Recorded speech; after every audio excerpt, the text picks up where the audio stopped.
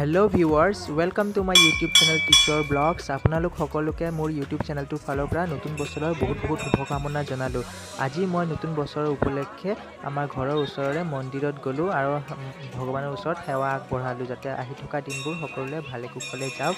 আৰু চাওকচোন আজি মই ক'ত গ'লোঁ, এয়া চাওক। মই আজি আহি পৰিছোঁ আমাৰ ঘৰৰ ওচৰৰ কালী মন্দিৰ আৰু তাৰপিছত গ'লোঁ হনুমান মন্দিৰলৈ। আৰু যিহেতু হনুমান মন্দিৰত ভাগৱত পাঠ চলি আছে কেইদিনমানৰ পৰা, সেইকাৰণে মন্দিৰটো বহুত ধুনীয়াকৈ সজাই তুলিছে।